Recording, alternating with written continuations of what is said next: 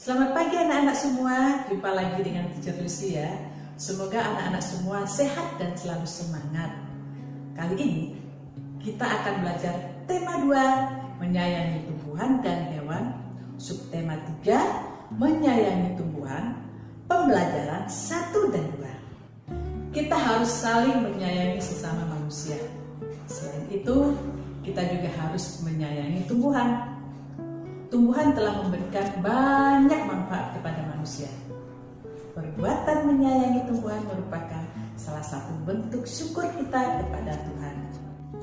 Apa yang harus kita lakukan untuk menjaga kelangsungan hidup tumbuhan?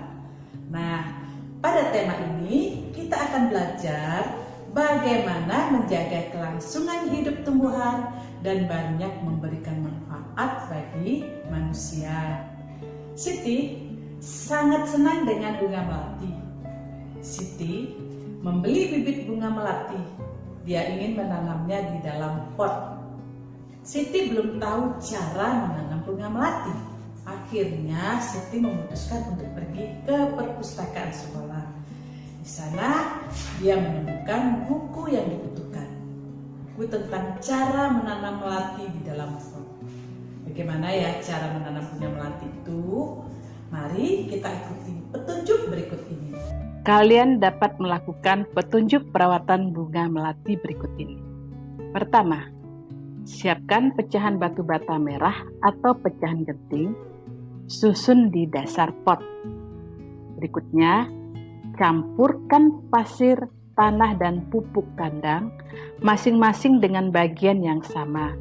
Isikan pada sepertiga bagian pot. Letakkan di atas lapisan pecahan batu bata merah atau genting. Kemudian masukkan bibit melati.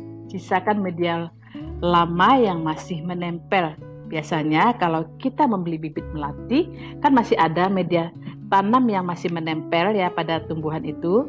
Jadi media lama yang masih menempel itu kalian masukkan juga ke dalam pot. Tujuannya agar tanaman dapat beradaptasi dengan media baru. Selanjutnya, tambahkan campuran pasir, tanah, dan pupuk kandang. Jangan isi pot sampai penuh. Sisakan 2 cm dari bibir pot untuk memudahkan penyiraman.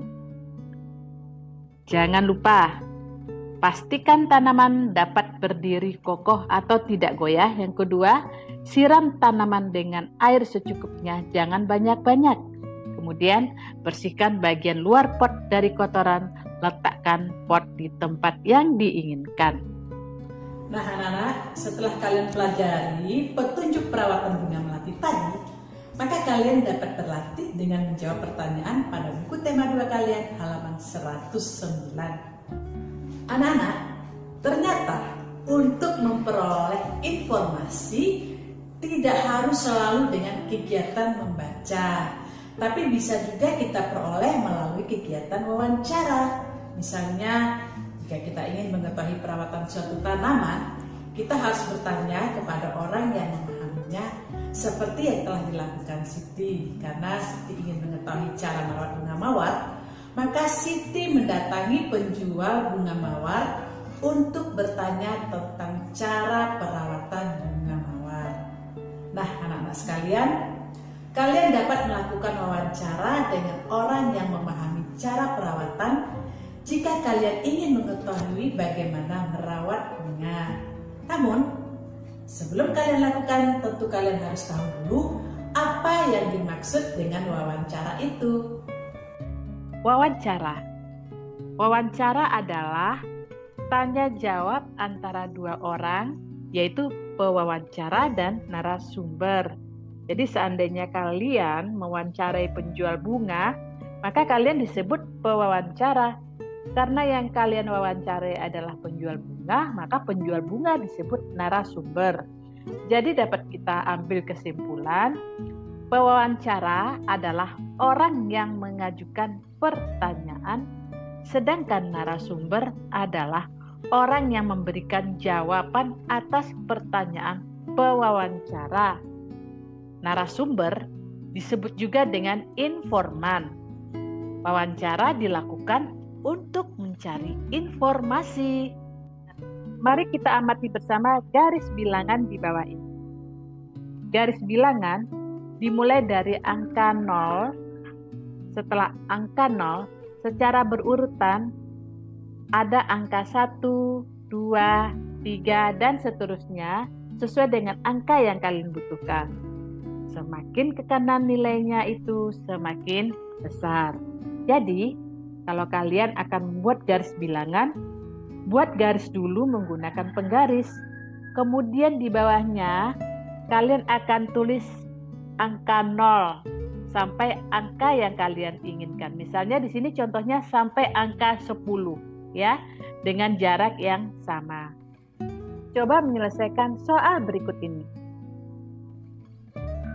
Tulislah angka yang seharusnya menempati huruf pada garis bilangan di bawah ini. Coba kalian buat garis menggunakan penggaris bilangan seperti ini ya. Nah, di sini ada huruf ya. Ada huruf S, ada L, R, I, dan H. Nah, itu harusnya diisi angka ya. Jadi kita cari tahu dulu. Setelah angka 0, sebelum angka 2, pasti angka 1. Jadi di sini huruf S dapat kita ganti menjadi angka 1. Kemudian pengganti huruf L, kita lihat setelah angka 2, sebelum angka 4, pasti angka 3. Jadi huruf L kita ganti menjadi angka 3. Kemudian di sini ada huruf R.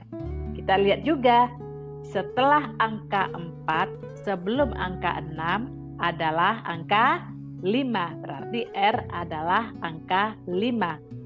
Selanjutnya untuk huruf I, kita perhatikan di sini setelah angka 7, sebelum angka 9 adalah angka 8. Nah, kita ganti I menjadi angka 8. Kemudian huruf selanjutnya adalah H. Kita lihat ya, setelah angka 9 tentu angka 10. Maka H kita ganti menjadi angka 10. Anak-anak, sekarang kita akan belajar penjumlahan menggunakan garis bilangan. Contohnya yaitu 4 ditambah 7 sama dengan berapa? Nah, langkah pertama yang kalian lakukan itu adalah membuat garis bilangannya dahulu. Di sini garis bilangannya dari 0 sampai dengan angka 12. 4 tambah 7. Berarti kalian tarik sebanyak 4 langkah dari 0 seperti ini. 1, 2, 3, 4. Nah, 4 langkah dari 0 ya. Ditambah 7. Berarti kalian tarik sebanyak 7 langkah dari angka 4. Seperti ini. 1, 2, 3, 4, 5, 6, 7. Nah, berarti hasilnya adalah 11. Jadi 4 tambah 7 hasilnya adalah 11. Bagaimana? Sudah paham bukan? Kalian bisa mencoba latihan ini di soal ini di buku tema 2 kalian halaman 115 sampai dengan halaman 116, nomor 1 sampai dengan nomor 5. Untuk selanjutnya, kita akan belajar menggambar dekoratif. Gambar dekoratif itu dibuat secara sederhana tanpa meninggalkan gaya aslinya. Maksudnya adalah ketika kalian membuat motif dekoratif, entah itu hewan atau tumbuhan, misalnya hewan itu kupu-kupu atau ikan, dan tumbuhan itu misalnya bunga.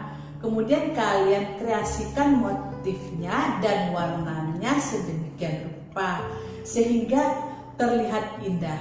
Akan tetapi orang yang melihatnya tetap mengenali bahwa gambar yang dibuat itu adalah seekor ikan atau kupu-kupu atau juga sebuah gambar bunga. Jadi yang melihatnya itu masih tahu bentuk aslinya. Tujuan dekoratif adalah agar benda menjadi lebih indah. Keindahan setiap motif terletak pada komposisi warna, garis, dan bentuk motif. Warnanya bisa kalian kreasikan. Garisnya juga boleh garis putus-putus, atau garis lurus, ataupun garis lengkung, dan lain sebagainya. Demikian juga dengan bentuknya. Motif dekoratif biasanya bunga, tumbuhan, dan hewan. Contohnya adalah seperti ini. Ini adalah motif bunga dan tumbuhan. Kemudian ini adalah motif hewan. Baiklah anak-anak, tadi kita sudah belajar tentang motif dekoratif. Untuk selanjutnya ada sedikit cerita nih. Hari ini keluarga Dayu sedang bercakap-cakap di teras rumah. Mereka membicarakan tentang hak dan kewajiban atau tugas masing-masing keluarga. Masih ingatkah kalian keluarga inti itu terdiri dari siapa saja? Ya, terdiri dari ayah, ibu, dan anak. Lalu apa saja ya tugas dan kewajiban masing-masing keluarga? Tapi sebelum itu, kita harus tahu dulu nih, apa itu kewajiban? Kewajiban adalah sesuatu yang harus kita lakukan. Dan hak adalah segala sesuatu yang diterima setelah kita melakukan kewajiban. Nah, setiap anggota keluarga mempunyai hak dan kewajiban masing-masing. Hak dan kewajiban tergantung dari perannya di dalam keluarga. Untuk selanjutnya, kita akan lihat kewajiban anggota keluarga yaitu ayah, ibu, dan anak. Apa saja ya kewajibannya? Di sini kita lihat kewajiban seorang ayah apa ya? Yang pertama, kewajiban seorang ayah adalah melindungi anggota keluarga. Kemudian kewajiban ayah adalah mencari nafkah untuk mencukupi kebutuhan keluarga. Sekarang kita akan lihat apa ya kewajiban ibu? Yaitu pertama, mengurus rumah tangga. Jadi mengurus rumah tangga itu membersihkan rumah, kemudian memasak. Memasak juga kewajiban seorang ibu. Kemudian mengurus anak-anak atau merawat anak-anaknya. Tugas orang tua itu sangat berat. Maka kewajiban kita sebagai anak adalah yang pertama yaitu menghormati orang tua kita. Yang berikutnya adalah kewajiban seorang anak adalah membantu orang tua. Karena beratnya tugas orang tua, maka kita sebagai anak wajib membantu tugas-tugas orang tua semampu kita. Misalnya ini ya, ibu sedang sibuk memasak, kemudian mencuci piring. Nah, kalian bisa menawarkan kira-kira apa yang bisa kalian bantu. Bisa juga kalian bisa membantu ibu, misalnya menjaga adik kalian dengan mengajaknya bermain atau membantu menyiram tanaman. Nah, kewajiban selanjutnya adalah kalian itu harus belajar. Jadi kewajiban kalian adalah belajar. Oke anak-anak semua, tadi kita sudah belajar tentang kewajiban. Sekarang bagaimana dengan hak? Seperti yang sudah kita bahas, hak adalah segala sesuatu yang diterima setelah kita melakukan kewajiban. Nah, sekarang kita lihat ya, hak seorang ayah, yaitu dihormati dan disayangi anak-anaknya. Dan bagaimana hak seorang ibu? Dihormati dan disayangi anak-anaknya juga. Nah, hak seorang anak disayangi orang tua dan dicukupi segala kebutuhannya. Dengan menjaga keseimbangan antara hak dan kewajiban merupakan pengamalan sila kelima Pancasila yang berbunyi keadilan sosial bagi seluruh rakyat Indonesia. Demikianlah anak-anak pembelajaran kita kali ini. Teacher berharap anak-anak semua dapat memahami. Semangat terus belajar dari rumah, jaga kesehatan, dan jangan lupa cuci tangan dengan sabun setelah melakukan segala aktivitas kegiatan. Sampai jumpa di pertemuan berikutnya.